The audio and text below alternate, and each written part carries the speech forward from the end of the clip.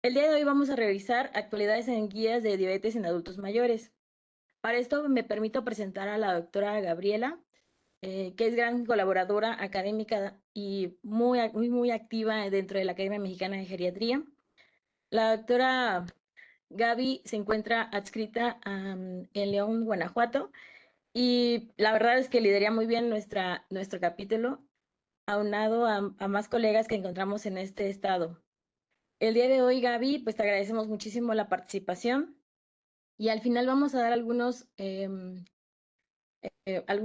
comentarios al respecto del congreso que se va a llevar a cabo en Guadalajara de la Academia Mexicana de Geriatría. Y pues si quieres comenzar, Gaby, Ok, adelante. muchas gracias, Gis. Bueno, pues buenas tardes a todos los que nos acompañan el día de hoy. Como comenta Gis, pues estamos continuando con los temas de revisión de guías de práctica clínica. A mí me toca en lo particular comentarles las guías de diabetes en adultos y adultos mayores. La verdad es que, bueno, los temas de guía de práctica clínica pues son más que nada como una revisión, un resumen de los temas que constantemente nosotros pues hemos estado vigilando, que compartimos constantemente también en los grupos que tenemos en conjunto. Y hay que considerar esta ponencia, este tema como una revisión, un resumen de las mismas, ¿de acuerdo? Muy bien. Pues sin más, vamos a dar inicio a la presentación. Eh, Les comentaba, pues, vamos a hacer una breve introducción respecto a lo que es un poquito de epidemiología, datos básicos realmente de la aparición de la diabetes. Y vamos a hacer revisión de guías de práctica clínica nacionales, en este caso serán 2 guías nacionales, así como guías internacionales, también serán 2 guías internacionales. Eh, la manera en la que vamos a llevar esta secuencia va a ser de forma cronológica, ¿de acuerdo? Y resaltando los temas más apropiados, o decir, los temas que más resaltan en cada una de estas guías de práctica. Al final hablaremos un poquito de algunas consideraciones especiales que han aparecido en los últimos años. Perfecto. Entonces, hablando un poquito de la epidemiología, bueno, pues todos estamos conscientes de la alta prevalencia que tenemos de la diabetes tipo 2 o, bueno, el diagnóstico de diabetes en general a nivel mundial. En general, según el Atlas de la Federación Internacional de la Diabetes, pues los pacientes de más de 65 años van a tener o van a tener el diagnóstico de diabetes en un 30%. Y los datos en México sugieren que esta enfermedad es el sexto lugar, con mayor incidencia, afectando a 12.6 millones de pacientes. Obviamente esperamos que esto se duplique, como tenemos conocimiento de acuerdo al avance de la pirámide poblacional. La prevalencia en México se estima en un 16%. La situación es que con todos estos pacientes diagnosticados, y más estos pacientes diagnosticados en el grupo etario que nos compete, tenemos el pleno conocimiento de que al menos 65% de ellos no toman los medicamentos o bien no llegan a metas terapéuticas. Estas metas terapéuticas también han sido variables y las vamos a discutir un poquito más adelante. Bien, de acuerdo a la Encuesta Nacional de Salud y Nutrición, a la ENSANUD, en su último resultado, en el 2022, podemos apreciar en el grupo etario que nos corresponde de 60 años y más, que 30% de ellos cuentan con el diagnóstico y un 7% incluso no tiene conocimiento del mismo. Estamos hablando de una prevalencia alrededor del 40% en nuestro país. Es un grupo muy importante. Entonces, con estos datos estadísticos, vamos a hablar un poquito de las guías que tenemos aquí, con las que contamos a nivel nacional. La primera guía que voy a presentar es la guía de práctica clínica en su última actualización 2021 para el diagnóstico y tratamiento de la diabetes tipo 2 en el adulto mayor.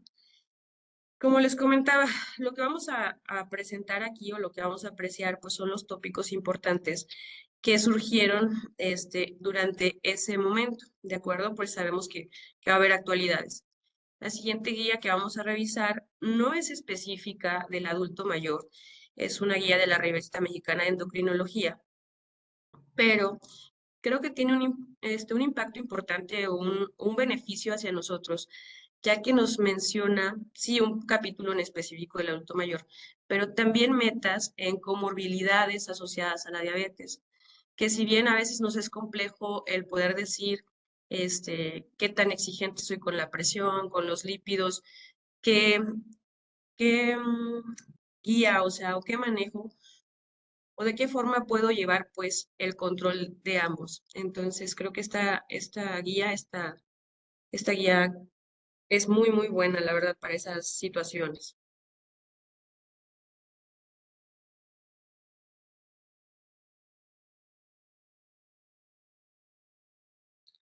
Muy bien. Hablando de la guía de práctica clínica, este, vamos a resaltar algunos puntos importantes.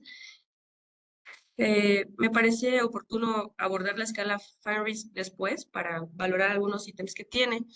Esto para el cribado o más bien para valorar el riesgo de la presentación de diabetes en el largo de la vida. Cabe destacar en esta guía que nos mencionan que deberíamos considerar otras pruebas, no solo la hemoglobina glucosilada o glucosa en ayuno, para el diagnóstico de diabetes en personas mayores. En este momento, en 2021, insisto, se sugiere un uso de la prueba de tolerancia a la glucosa.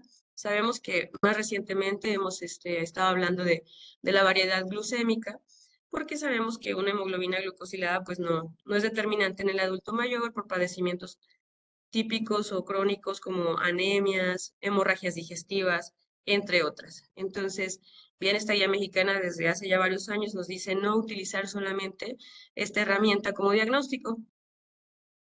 Evidentemente, hacer una guía del adulto mayor, pues nos resalta el impacto que tiene la detección oportuna de síndromes geriátricos y nos establece pues ya su relación estrecha con el pronóstico y cómo esto va a afectar para que nosotros podamos dar un tratamiento apropiado a nuestros adultos mayores.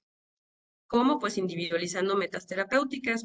De igual manera, esta guía nos hace hincapié en que estemos vigilando constantemente complicaciones, enfermedad renal crónica, riesgo cardiovascular, para optimizar tratamiento. También nos deja ya este sentido de inquietud de saber si realmente un tratamiento intensivo se debe aplicar o no se debe aplicar en el adulto mayor, o sería mejor utilizar un tratamiento más simple o estándar.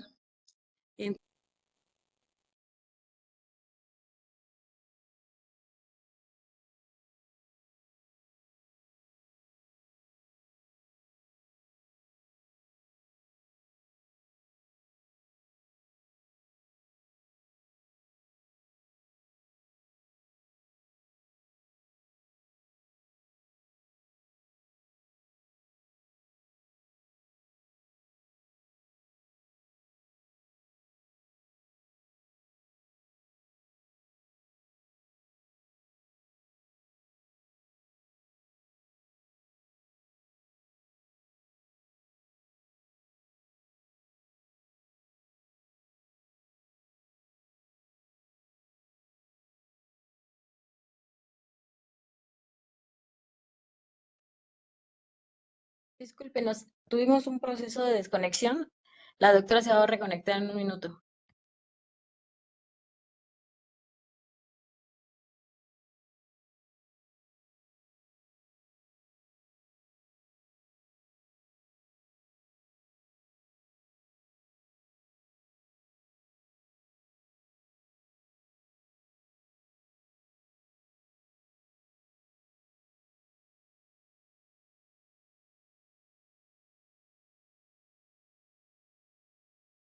Denos un minuto, la doctora se está reconectando. Perdón por las fallas técnicas.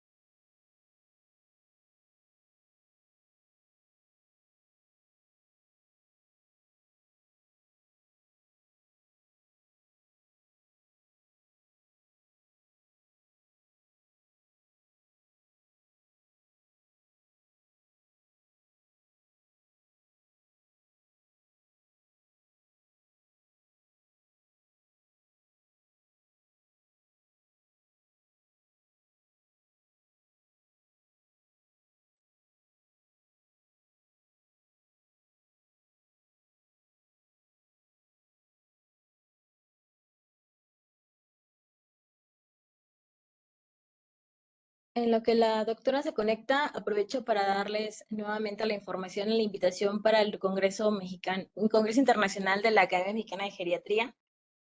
Como saben, se va a llevar a cabo del 19 al 21 de junio del 2025 en la ciudad de Guadalajara. Creo que ya llegó la doctora. Gaby, ¿te volviste a conectar? Listo. Sí, sí, no sabemos qué pasó. Pues bien, hablábamos de esta situación del tratamiento intensivo versus el estándar, que insisto, pues es un hincapié, ¿no? Y lo que les mencionaba nos sugiere establecer el riesgo de la aparición de diabetes en el transcurso de la vida, o más bien en adultos mayores, con esta escala que se llama Fine Risk.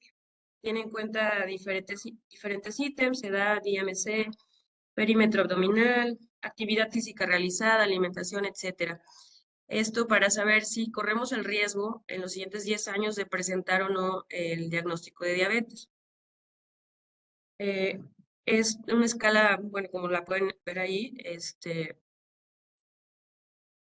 que tiene varios puntajes. Si logramos un puntaje por encima de 20 puntos, el riesgo de que desarrollemos diabetes en los siguientes 10 años es del 50%.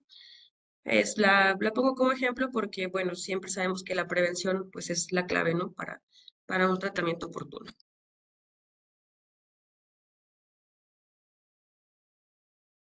Muy bien. La siguiente guía mexicana, es de la revista mexicana de endocrinología. Lo que les comentaba, esta guía es en general para pacientes adultos. Sí tiene un apartado de adultos mayores, pero tiene además le da hincapié a diferentes comorbilidades para nosotros vigilar su diagnóstico y óptimo tratamiento. Entonces, nos maneja diferentes algoritmos para esto, entre ellos terapia hipolipemiante, control de la tensión arterial. También nos menciona o sugiere el ajuste de fármacos de acuerdo a las características que va presentando nuestro paciente, ¿no? Si vamos sumando un paciente añoso con un paciente con hipertensión que aparte tiene dislipidemia, y va ajustando estas terapias.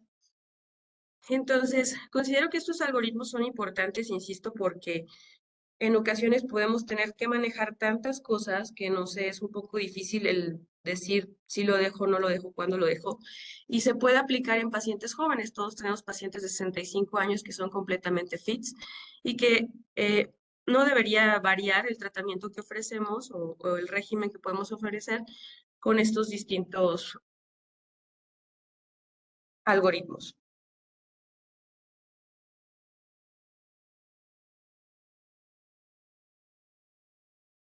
Muy bien. Entonces mencionaba que deberíamos ajustar nuestros tratamientos a las diferentes enfermedades o padecimientos que pudiéramos tener, ¿no? Evidentemente el principal ajuste que hacemos o por default hacemos es el ajustar la terapia farmacológica a la tasa de filtrado glomerular. Entonces, insisto, esos algoritmos me parecen muy simples de manejar en pacientes, por ejemplo, con tasas de filtrado entre 60 y 30. ¿Cuál sería el tratamiento farmacológico ideal? Dependiendo de lo que encontremos, ¿no? Y si pueden observar, pues nos da las opciones terapéuticas, si se considera solo una monoterapia, qué fármacos lo favorecerían. Si consideramos que no estamos en metas, que la hemoglobina glucosilada está saliendo del 8% al 10%, quizá podamos utilizar una terapia combinada. Y en qué casos, como en general sabemos, hemoglobinas glucosiladas por encima de 10 o glucosas medias arriba de 300, pues el uso de una insulina basal. ¿De acuerdo? Eh, Insisto, son vías muy claras para poder guiarnos en el tratamiento de la persona adulta mayor con diagnóstico de diabetes y enfermedad renal crónica, como es en este ejemplo. Otro ejemplo es los pacientes que tienen, además del diagnóstico de diabetes, insuficiencia cardíaca, ¿no? Y también nos sugiere las metas que debe tener este paciente con enfermedad cardíaca y diabetes, así como un tratamiento farmacológico dirigido, si se tiene o no se tiene en este caso, bueno, se consideraba en este caso la fracción de eyección preservada. Además, como les comenté, nos da ya una visión, esta guía, adaptada evidentemente de guías internacionales como la ADA, en las que se comienza a dar un impacto en el tratamiento del adulto mayor con diferentes características, ¿no? Considerando probablemente un paciente que tenga fragilidad, quizá deberíamos considerar qué estado de salud tiene, si su estado de salud es bueno, si no es tan bueno, y corregir entonces nuestras metas de tratamiento, ¿no? Fijar un objetivo, qué hemoglobina glucosilada quiero tener, para de esa manera guiarnos a una terapia individual, a una terapia combinada o una terapia a base de insulinas. Entonces, estas son las dos guías que tenemos a nivel nacional, o más bien las que les presenté el día de hoy, por las consideraciones previamente descritas. Sabemos que tenemos guías internacionales, evidentemente los Standards of Care de la ADA, pues creo que es la guía en la que muchos nos queremos basar siempre, aunque pues recordemos que son guías. También vamos a hacer una revisión de la Asociación Europea para el Estudio de la Diabetes en su reporte del 2022. Estas guías están un poquito, o más bien, expongo un poquito más de lo que son los manejos o los fármacos, porque son las guías pues actuales, ¿no? Lo que deberíamos estar considerando, incluyendo efectos adversos y demás de las distintas terapias que podríamos utilizar. Es muy importante o es muy grato el identificar que estas guías internacionales ponen en sus metas, o sí, sus metas, la prevención de complicaciones en pacientes y la mejoría de la calidad de vida. Partíamos siempre de un tratamiento excesivo y extenuante con metas físicas, con metas rígidas de hemoglobina glucosilada de 6.5, y después comenzamos a ver que todos nos estamos geriatrizando, ¿no? O sea, es esta evolución en la que las guías de práctica clínica comienzan a meter características especiales de los pacientes, no solo adultos mayores, sino que lo ponen como objetivos generales. Es muy grato, pues, porque quizá nosotros estemos acostumbrados a esto, ¿no? Siempre darle un gran impacto a la mejoría de vida. Y nos cuesta hacer entender a otras, especialidades, que esto importa, ¿no? Y estas guías internacionales pues ya lo ponen como metas clave. ¿Cómo van a lograr estas metas o estos objetivos? Pues nos sugieren un manejo holístico, y como podrán ver la complejidad de la imagen que nos sugiere en este consenso europeo, es que debemos tener diferentes objetivos. Insisto, al ver una imagen compleja, a mí me hace referencia a una valoración geriátrica, ¿no? No me voy a dirigir solamente a una parte específica de lo que tiene mi paciente adulto mayor, sino que tengo que integrar un todo, ¿no? Dirigirlo. Entonces hay que tener objetivos de cuidado. Primero, no solamente va a ser el control de la glucosa, o no solo el control de la glucosa por fármacos, debemos tener en cuenta otros objetivos. También será importante el control del peso, el control o vigilancia de la alimentación que está recibiendo nuestro paciente, el poder ofrecer protección para complicaciones, en este caso estrictamente relacionadas a una protección cardiorrenal, y también a tratar de manera coadyuvante otros factores de riesgo cardiovascular, ¿no? Hipertensión, dislipidemia, enfermedad renal crónica, antecedentes de síndromes coronarios. Entonces, insisto, se observa complejo, pero creo que no nos sorprende, puesto que estamos acostumbrados a manejar esta variabilidad. Entonces, nos dice que hay un fundamento, importancia y contexto para este control o reducción de la glucosa, ¿no? De la glucemia. Sabemos que la enfermedad, este tipo de diabetes, es una enfermedad muy compleja, es heterogénea, se presenta en diferentes grupos de edad, se presenta en distintas personas con diferentes índices de masa, de índice de masa corporal. Entonces, debemos poder dirigir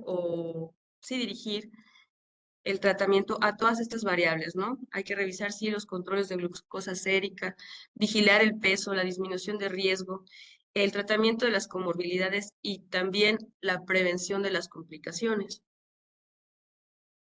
Nos sugieren algunos principios del cuidado para poder llegar a este manejo holístico, iniciando desde el lenguaje, ¿no? El cómo nos comunicamos con el paciente, el si el paciente está consciente del diagnóstico que le estamos dando.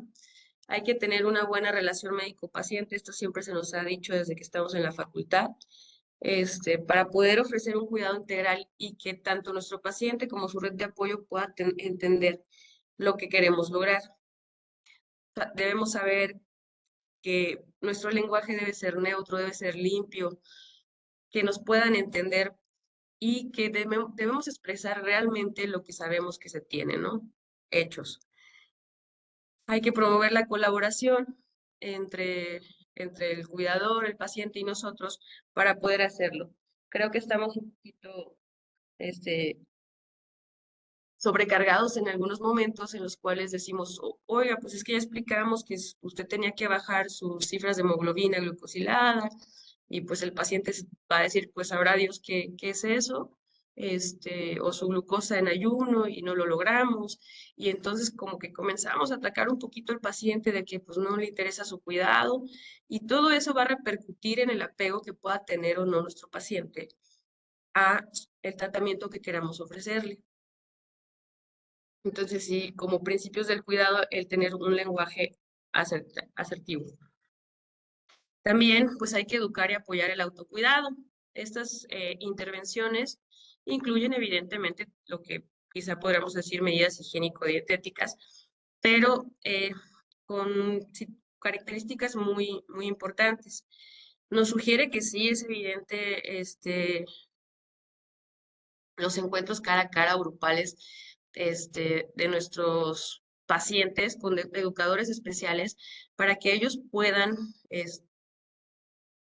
comentarles o guiarles en todas las medidas no farmacológicas que pueden realizar. Teniendo esta relación, pues, y al mejorar el conocimiento del diagnóstico, veremos impacto obviamente en las cifras de glucosa, en el desarrollo psicológico, el impacto psicológico que pueda tener el diagnóstico con nuestros pacientes. Con esto, pues lograremos estancias hospitalarias, de preferencia no tenerlas, pero disminuir los días de estancia y disminuir la mortalidad por cualquier causa. Entonces, estas medidas sí son costo efectivas. Insisto, las medidas que se implementan son la alimentación, el control de peso, la actividad física, el hecho de que si uno de nuestros pacientes nos comenta que tiene una dificultad para entender la forma en la que se aplica un medicamento, pues podamos resolverle ese problema y favorecer la adherencia al tratamiento, ¿no? Nos menciona esta guía, este consenso europeo, que se sugiere que al menos nuestros pacientes tuvieran un alcance de 10 horas por semana con este tipo de educadores. Sabemos que en el instituto contamos con este programa que se llamaba Diabeteams, en donde se favorecen estos grupos. La verdad desconozco el tiempo que se les otorgue, pero bueno, si hay un tiempo sugerido con un impacto significativo en costo-efectividad, además de que sí se presenta una reducción en estudios como hemoglobina glucosilada cuando los pacientes realizan este tipo de intervención.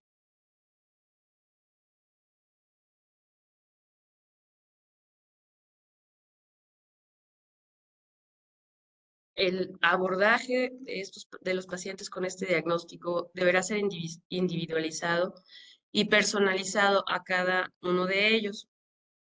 Por ejemplo, si nuestro paciente, además de tener el diagnóstico de diabetes, tiene el antecedente de una enfermedad cerebrovascular, pues vamos a dirigir evidentemente tanto la terapia, como para prevención secundaria, así como las metas que deberá requerir este paciente.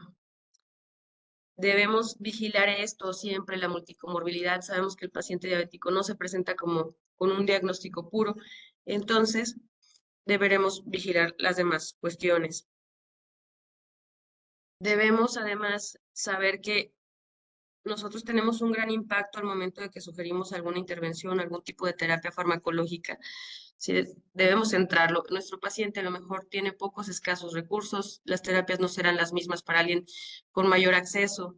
Si tenemos un paciente con alguna deficiencia sensorial, también debemos individualizar y personalizar estos manejos, las creencias culturales, ¿no? Que tenemos, el rechazo a la terapia con insulina, por más de que tratamos de explicar, es necesario que personalicemos y nos guiemos también respecto a esas creencias y esos miedos que podría tener nuestro paciente. Y claro, de tener alguna preocupación, pues resolverla.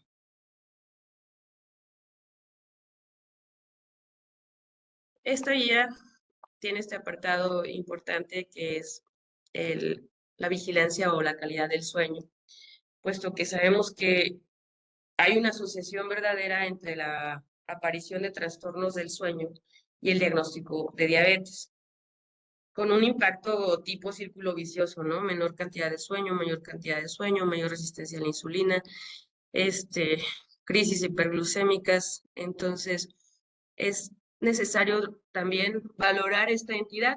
Se sugiere una media de tiempo de sueño de 7 horas, horas menores a esto, insisto, van a condicionarnos estos efectos adversos. El diagnóstico más común, pues, es apnea del sueño, por lo que se deberá sí tener en vigilancia y también, pues, hacer el comentario a la vigilancia de que debemos tener medidas de higiene de sueño.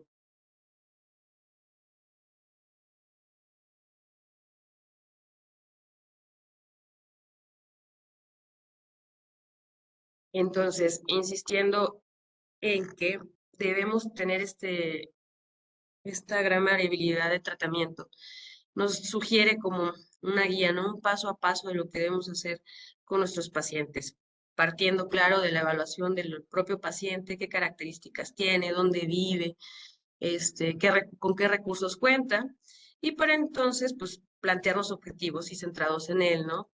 ¿A qué glucosa lo quiero llevar? ¿Necesito que baje o no baje de peso? ¿Necesito hacerle protección cardiorrenal? ¿Qué efectos secundarios quisiera evitar en este paciente en específico? Para de esta manera, ofrecer un plan tanto al paciente como al cuidador, porque siempre pues lo tenemos que involucrar. Entonces, que este plan pues sea específico, que sea realista, porque muchos pacientes pues queremos llevarlos de una hemoglobina de 14 a glucosilada de 14 a 6,5 y pues son objetivos no reales. Llevar a cabo, ejecutar ese plan y darle un seguimiento continuo, darle citas periódicas donde esperemos ver realmente el impacto de manera bioquímica o emocional, vigilar la tolerancia que tuvo o no tuvo a los fármacos que estamos implementando y estar haciendo revaloraciones, ¿no? ¿Estamos cumpliendo o no estamos cumpliendo con los objetivos diseñados específicamente para el paciente que estamos manejando? A grandes rasgos son medidas no farmacológicas, o bien antes conocidas, o las conocíamos generalmente, o las mencionamos, mejor dicho, como higiénico-terapéuticas, pero sabemos que también hay terapias farmacológicas, ¿no? Entonces, en esta guía, lo importante o lo que comenta es que hay que hacer la valoración de lo que queremos, ¿no? O qué pretendo con este paciente. Si bien tengo un paciente con diagnóstico de diabetes tipo 2 y lo que quiero es que además de la diabetes tipo 2 disminuirle el peso, pues tenemos terapias dirigidas. Este es el ejemplo más claro, ¿no?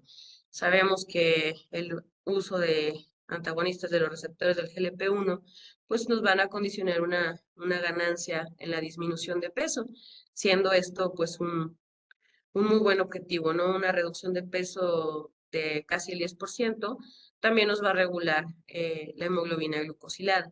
Entonces, en estas guías ya nos hacen el hincapié de no solo tratar una situación, sino tratar de favorecer con un solo fármaco varias situaciones.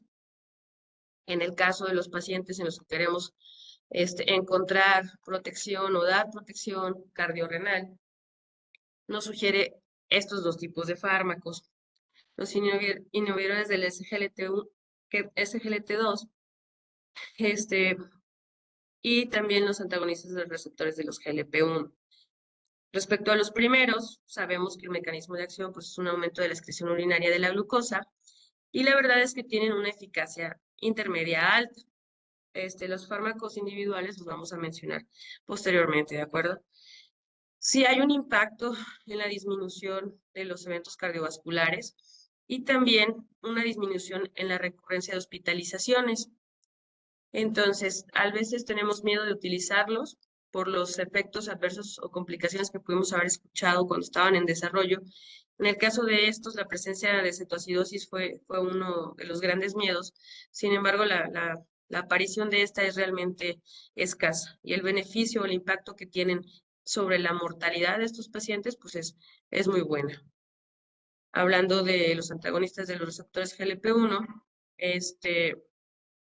tienen un impacto que favorece la pérdida de peso, ya que por diferentes vías va a disminuir el vaciamiento gástrico. También hay una disminución de los riesgos cardiovasculares, pero realmente no tienen un impacto significativo en lo que respecta a la hemoglobina glucosilada. Los efectos adversos más comunes de este tipo de fármacos pues van a ser meramente gastrointestinales, náuseas, vómitos, diarreas, etcétera. Ninguno mayor. Nos menciona además otros medicamentos, como lo puede ser metformina, que sabemos que es muy noble, y bueno, cumpliendo las características necesarias del paciente, la podríamos utilizar en monoterapia. También los inhibidores de PP4, que tienen un menor efecto para disminuir la glucosa, pero lo que sí tienen, y creo que todos nosotros le vemos el plus o el por qué sí utilizarlos, pues es que tienen una muy buena tolerancia. Los adultos mayores con estos tratamientos sí presentan un buen apego al tratamiento. Sulfonilureas, ya sabemos cuál es el efecto adverso más temido, la hipoglucemia, y pues bueno, además de eso sabemos que no hay un beneficio extra en su uso. Y algunas otras terapias que podemos utilizar en combinación. Entonces, estos cuadros son una adaptación real de lo que nos reporta este consenso. Vemos, por ejemplo, la metformina, que no tiene impacto en el peso, que no hay un impacto benéfico realmente en los efectos, en los trastornos cardiovasculares, y que tenemos que tener precaución al usarla en deterioro de la función renal, ¿no? Los efectos adversos más comunes, y así los pros y los contras de los fármacos antes descritos. Respecto al uso de insulina, pues sabemos que tiene un impacto alto para el control de la glucosa, impactos a niveles cardiovasculares pues son neutros, y el riesgo o la complicación más temida pudiera ser en este caso pues la hipoglucemia. ¿De acuerdo? Se nos sugieren regímenes de insulina de preferencia en dosis únicas y no en dosis, en múltiples dosis. Ahora bien, este es un resumen que presentan ellos, sugerido, por ejemplo, si nuestro paciente tuvo un antecedente de una enfermedad cerebrovascular, algún impacto a nivel del corazón o una disminución de la tasa de filtrado glomerular con los distintos terapias que podemos utilizar para favorecer el control de las mismas. Si en el dado caso no llegáramos a la meta, pues también se pueden utilizar algunas combinaciones, insisto que sí están bien descritas en este apartado de la guía. Muy bien.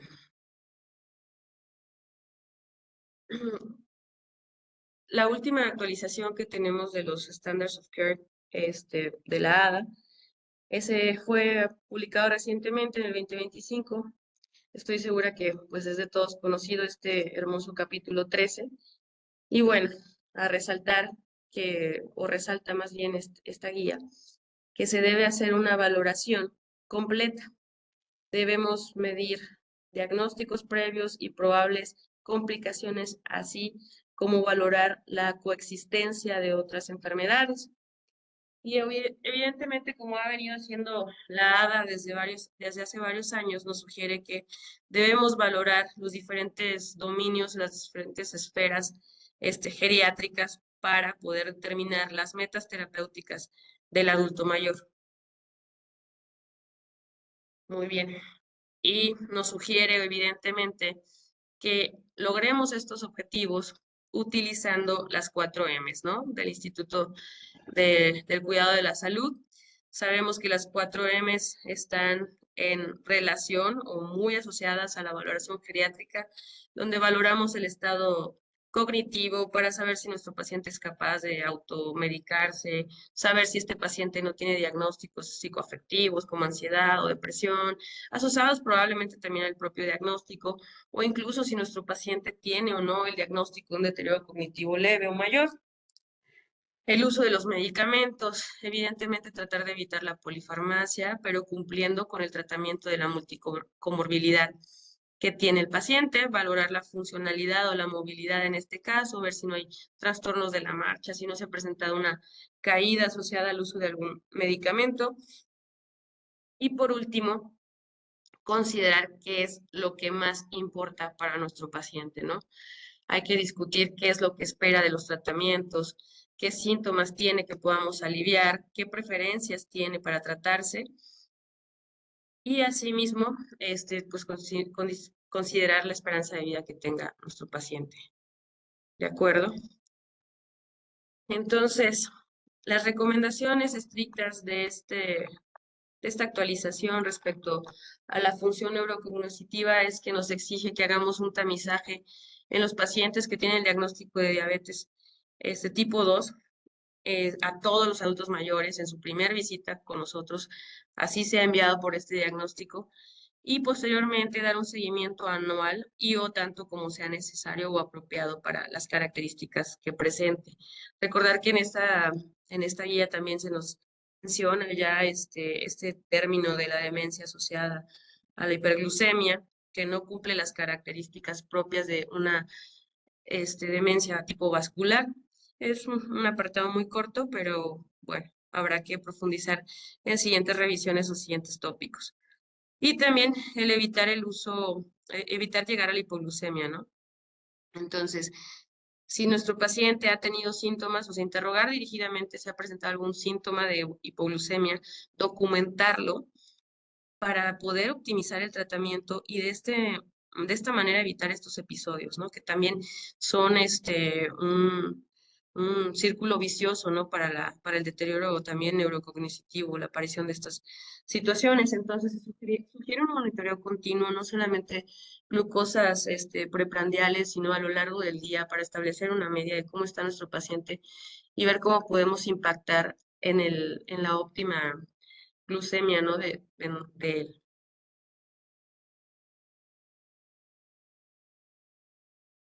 ¿Cuáles son las metas de tratamiento?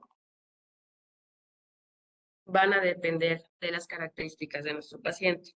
Sabemos, e insisto, que desde hace ya varios años pues, se nos ha recalcado que debemos más bien categorizar el tipo de paciente que tenemos adulto mayor con el diagnóstico de diabetes. Entonces, las metas del tratamiento van a ser dirigidas precisamente a las características individuales de ellos, considerándolos sanos, complejos o muy complejos. Y de esta forma podamos tener una meta, teniendo una meta fija, poder establecer nuestro tratamiento, ¿no? Entonces, los pacientes sanos evidentemente van a necesitar regímenes más estrictos con hemoglobinas glucosiladas entre 7 y 7.5 glucosas, pues al igual que la población en general, ¿no? De 80 a 130 y controles de presión arterial y también de los lípidos para evitar la aparición de complicaciones. O sea, hay que ser tan estrictos como podamos con este grupo de pacientes, que sabemos que no son escasos. La verdad es que cada vez contamos más con esta población. Ya no recibimos al adulto mayor, dijéramos frágil, ¿no? Sino que ya son muchas personas que están en excelentes condiciones. Y bien, en el paciente complejo, pues también considerar la esperanza de vida que tiene. Ya, si vemos que tiene la aparición de al menos 2 enfermedades crónicas, alguna dependencia funcional o algún deterioro cognitivo leve, quizás sus metas, o más bien sus metas son diferentes, con hemoglobinas glucosiladas de hasta 8, con el monitoreo continuo de glucosas de hasta 180, Y bueno, aquí ya nos hace un apartado de que las estatinas no tienen contraindicación, pero se deberán evitar si encontramos pues una poca tolerancia. Los pacientes ya muy complejos, con poca esperanza, o más bien una vida restante limitada, pues van a tener diferentes manejos, iniciando por el hecho de que no es necesario medir o no se sugiere medir la hemoglobina glucosilada y nos permite tolerancias de glucosas nocturnas vespertinas mayores, también metas de presión arterial, como menciona Laja, un poquito más altas. Y respecto a la terapia hipolipemiante, pues hay que valorar siempre los efectos adversos versus los beneficios. Entonces, insisto, es conocido por nosotros esta nueva categorización y cómo dirigir nuestra terapia. Una vez enfocado nuestro paciente en uno de estos grupos, vamos a hacer recomendaciones del tratamiento. Sabemos que no todo va a ser lo anterior, hemoglobina glucosilada y la glucosa, ¿no? Sino que pues hay recomendaciones sobre el estilo de vida, la alimentación, la actividad física y también pues la reducción de los factores de riesgo.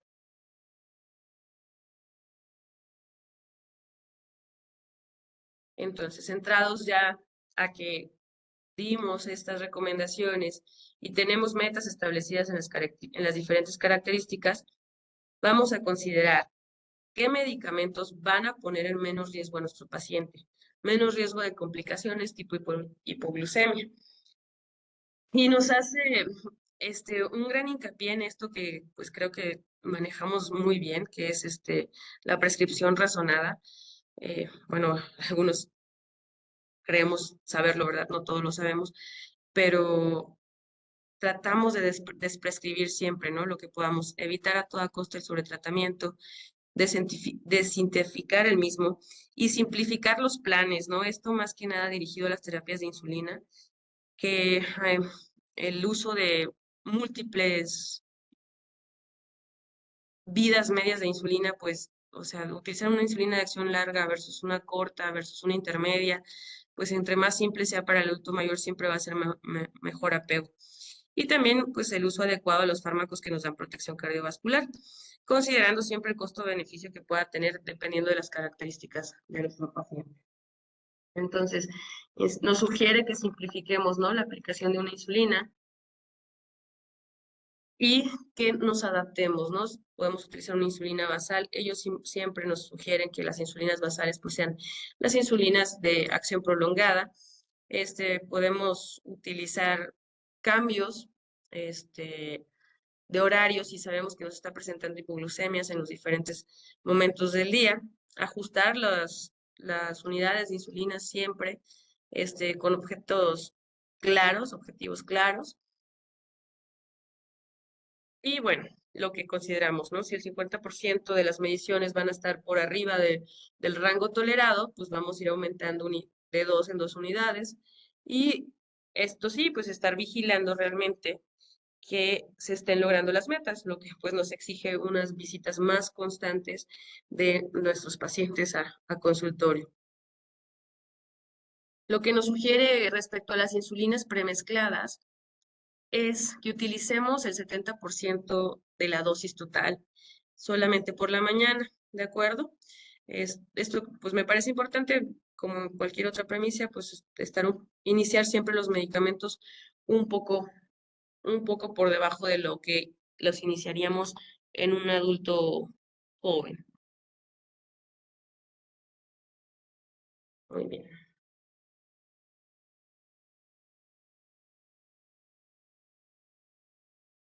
¿Cómo vamos a simplificar o desintensificar o desprescribir el tratamiento que tenemos en los adultos mayores?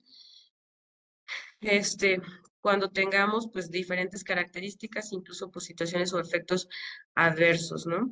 Si nuestro paciente es saludable, sabemos cuáles son sus metas y puede él monitorearse, pues que nos comparta, ¿no?, esa variabilidad que puede tener en el control de la glucosa y si las presenta, pues poder desprescribir algún medicamento que no esté indicado, por ejemplo, las sulfonilureas o algún otro momento.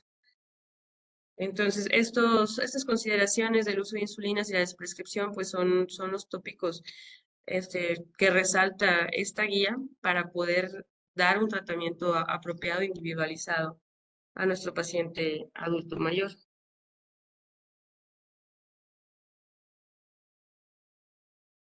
Nos ofrece al final distintos tópicos o consideraciones especiales sobre los adultos mayores. Nos menciona ahí la aparición de los pacientes adultos mayores con diagnóstico de diabetes mellitus tipo 1, por ejemplo, y cómo quizá podrían ellos beneficiarse de un monitoreo continuo.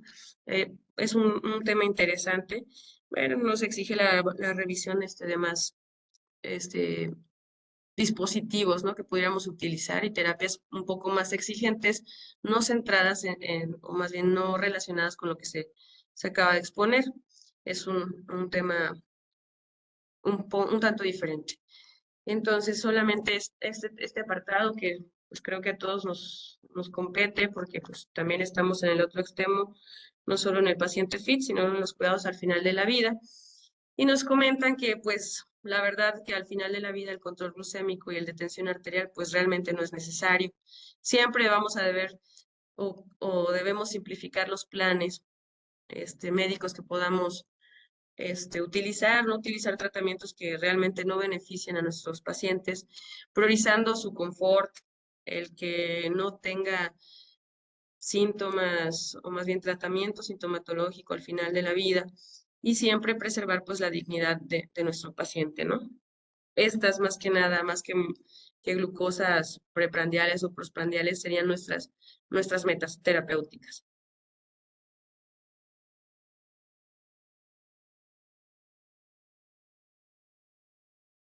Muy bien, pues por mi parte es todo. Esta es la revisión de al menos estas 4 guías, esperando sus comentarios.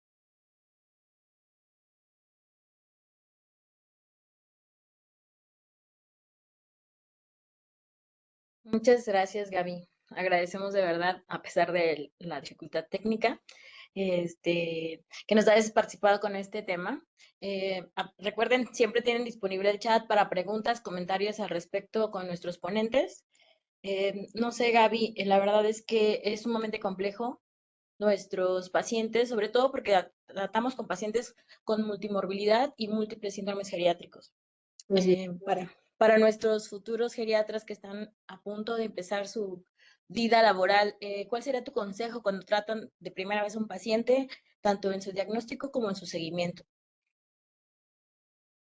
Ay, para aquellos que van a enfrentarse a esta situación desde el otro lado, pues mira, yo creo que todas las sedes formadoras tenemos bien establecida nuestra valoración geriátrica, ¿no?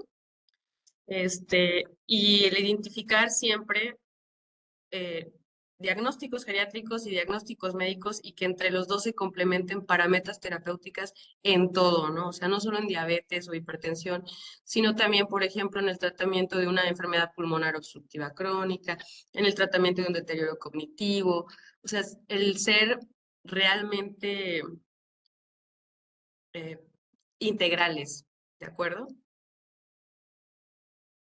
Muchísimas gracias, Gaby. Bueno, agradeciéndote nuevamente tu participación, queremos continuar y de hecho quiero que me ayudes a brindar parte de la información porque eres parte de nuestro comité, como siempre, proactivo. Recuerden que tenemos, en este caso, dentro de la academia, varios medios para acercarnos a ustedes. Por un lado, tenemos la página de la Academia Mexicana de Geriatría, en donde van a poder encontrar muchas de las actividades académicas que llevamos a cabo, también para poderle dar seguimiento a su afiliación. Y en este caso, pues también encuentran noticias, actualizaciones en cuanto a nuestra academia. También tenemos, en este caso, la parte del canal de YouTube. En este caso, para aquellos que no están actualmente afiliados, recuerden que tenemos cursos semestrales que para poder ser, en este caso, emitida su constancia, tendrán que estar activos dentro de nuestra afiliación, pero podrán consultar las sesiones a través de la página de YouTube. Van a encontrar pues prácticamente todo el historial que tenemos desde el 2023, 2024, los actuales, que aunque no todos pues van a poderlas ver en el momento, sobre todo aquellos que estén interesados en continuar todo el diplomado, el curso o lo que, en este caso, el curso que sea de su interés, sí se les va a pedir su asistencia en la fecha acordada. Y por otro lado, les recordamos también el congreso de este año en la ciudad de Guadalajara. Nuevamente, en este caso vamos a tener una fusión del Congreso Geriatrims y el Congreso de la Academia. En el Congreso de la Academia, a partir de este año, vamos a tener el concurso de Geriopardy, el concurso de fotografía y también el concurso de carteles de investigación, como cada año. Así que los invitamos a participar, visiten la página, revisen la convocatoria de todos nuestros concursos, el programa preliminar y pues obviamente los esperamos por allá. Gaby, no sé si quieras dar algún otro comentario antes del cierre. Sí, sí, solamente para los compañeros que estén por acá en el Bajío, les comentamos que el día sábado 15 de febrero tenemos nuestra sesión, nuestra reunión mensual, ¿de acuerdo? El sábado a las 10 de la mañana con el tema de abordaje del parkinsonismo por el doctor César Moreno, que es un geriatra con alta especialidad en neurología. Estas sesiones las hacemos en el Hotel León, en el centro de la ciudad. Muchas gracias, Gaby, por la invitación. Los invitamos a inscribirse a nuestro congreso. Nos vemos en Guadalajara en junio 19, 20 y 21. Saben que todos son bienvenidos y esperamos contar con su asistencia. Muchísimas gracias, Gaby, nuevamente. Saludos a todos. Muchas felicitaciones a los nuevos geriatras. Y aún, por la pregunta que hacen en el chat, aún no está definido si va a haber modalidad online, pero en breve les compartiremos información. Por el momento, solo presencial y cualquier duda, por favor, contacten a través de nuestra línea de WhatsApp.